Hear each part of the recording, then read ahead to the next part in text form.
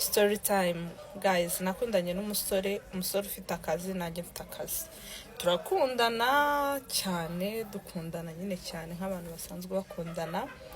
Bidatinze akazi ke karahagarara. Kahagaze mfata inshingano zo kumumenya, nkazamumenyera uko abaho, uko yambara, uko arya. Ndabimenya uko nyine navugaga ati se ibintu nibishakwa, nimba akazi katari kuboneka ntikari kuboneka. Ndabimenya ibintu byose. Nyuma aza kujya kunyerekana kwa mama we. Mama warankunda, ariko ngewe iwacu si bamukunda nyine, ntago bamukunze tu, kuri ababyeyi nyine bashyira mu ntuza bakareba iki n'iki, ntibamukunda ariko nta kintu bafite cyo kubikoraho. Noneho ubundi umusore turakomeza turakundana, bidatinze turaryamana, antera inda.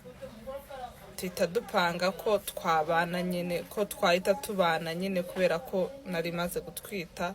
Turabipanga ariko mu rugo ntibabishyigikira, ubwo nyine mbikora mu rugo nyine batabishyigikiye, nta kundi nyine ariko ndabikora kubera ko naramukundaga nawe nkunda. So tubanye rero urumva ngewe akazi kanjye nanjye kahise gahagarara kubera n'inda n'iki. Ubwo ngubwo umusore we aza kongera kubona akazi, akazajya akora ijoro. Bitangira umusore agenda mu kazi, akaba yamara iminsi 2 cyangwa iminsi 3 adatashye, ariko ngiye mu by'ukuri nari mbizi ko akora ijoro agomba gutaha, akamara umunsi 1, 2, 3 adatashye. Nyine nkabigiraho ikibazo, nkamubaza, nkabona ntabyitayeho, nkabona nta kintu ashaka kubihinduraho. Abirabikora cyane, bigera ubwo azajya agenda akamara ntanatahe, noneho kamara igihe kinini adatashye. Mbona ibintu byabaye too much. Mpamagara mama we, ndamurega nyine.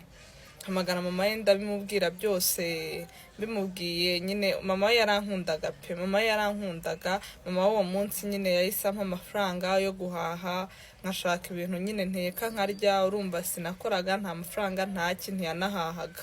Namwakaga amafaranga mbizi ko abagiye mu kazi, akayanyuma akambwira ko nta mafaranga afite, akagenda akamara iminsi adatashye. Ubwo nyine mza kumurega kuri mama, ko sinari kumurega ku babyeyi banjye, murega kuri mama we.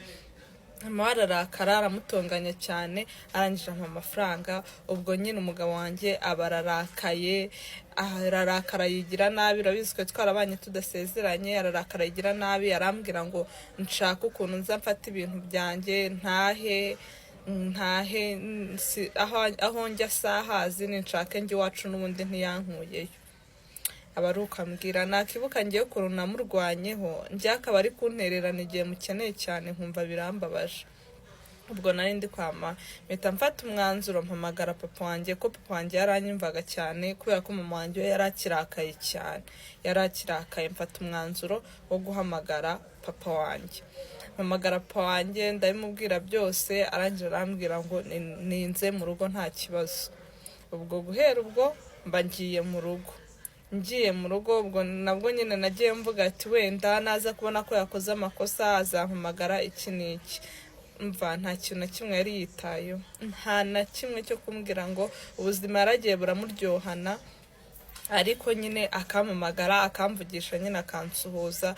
Njye nimba yari yarandoze sinzi pe, iyo yamvugishaga nahitaga mubabarira, niyo nabaga narakaye gute ariko nahitaga mubabarira. Ubwo ngubwo nyine ndangije mba muri ubwo buzima. Mu rugo bakazajya bamfasha kugura ibintu by'umwana iki n'iki. We namuhamagara akambwira nta mafaranga mfite, nakongera akambwira nta mafaranga afite. Guys, ndatwita, ndinda ngeraho kubyara. Umugabo wanjye yaje kunsura inda ifite amezi 8.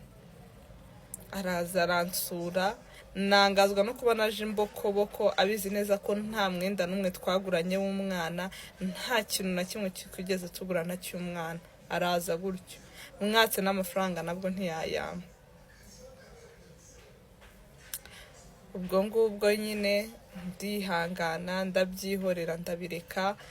Ngera igihe cyo kubyara, ariko telefone yanjye ihita irampfana. ndabyara, ariko yarazi igihe nzabyarira, umva yarazi itariki nzabyariraho narayimubwiye.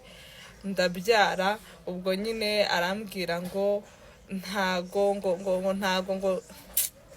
ngo ndabyara inda nyine umwana amaze kugira amezi 5 nibwo nongeye kubona telefone, mbona arampamagaye arambwira ngo naramwiriyeho, ngo nanze kumubwira ngo iki n'iki, na mama arambwira ngo nabiriyeho bose, ngo nanze ibintu nk'ibyo nyine birancanga birandenga. Mbona nta kintu na kimwe n'ubundi stira kitayeho, ariko hashize iminsi arambwira ngo arashaka kuza kundeba, ngarashaka kuza kureba umwana, namwaka amafaranga akambwira ngo ntafite, ngo ariko ngo nyine ngarashaka ngo kureba umwana.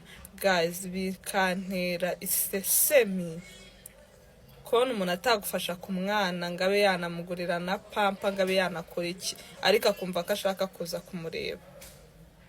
Ubu ngubu arimo aranginga ngo arashaka kuza kumureba umwana, ngo arashaka kuza kureba umwana, mbizi neza ko nanaza nta kintu na kimwe azazana. Mu rugo aribo bamfasha ibintu byose, ibintu batigeze bagiramo uruhare na rimwe, kandi barangira inama sinanabyumve. Noneho njye nakibuka ukuntu namurwanyeho nkamuba hafi igihe byari bikomeye.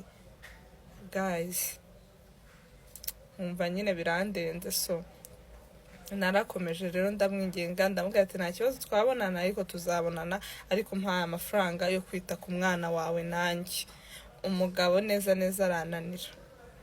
Sinzi ngo amafaranga ahembwa yamaze iki, sinzi ngo akora iki, sinzi ngo nako nyine ni ibihe bintu byinshi afite byo gukora ku buryo yamburira amafaranga, ku buryo umwana ye kuva avutse kugeza amezi 5 nta kintu cya papa we na kimwe azi, ariko ngo arashaka ngo kuza ngo kureba umwana we, atazi n'ukuntu abayeho, atazi n'uko yavutse, atazi n'uko yakoze iki. Guys, biri kuntera umujinya, ndikumva ntashaka guhura nawe, ndikumva ntashaka iki, ariko nanone kubera ko mba numva ka kantu ko kumukunda kakirimo, nkumva nta kibazo, nkumva twabonana. Mumbabarire rwose mwakabyaramwe, mungira inama. Umugabo nk'uwo nguwo ni iki umuntu yamukorera? Umugabo ubasha kwitaho ukabasha gukora iki? We waba uri mu bibazo igihe umukeneye cyane, umukeneye akanga kuza, mbare mumbwire niki namukorera. Nemere azaze kureba umwana we, agirana umubano n'umwana we, bamenyane, nta kintu na kimwe amufasha, cyangwa mwihorera umwana we ntazigera amubona, ntazanamumenye. Mungire inama rwose ndabasabye. Guys, this is not my story, nayo ni story y'umufana wanjye wo kuri TikTok. Nawe nimba wifuza ko story yawe bakugira inama, wanyandikira inbox. Thank you.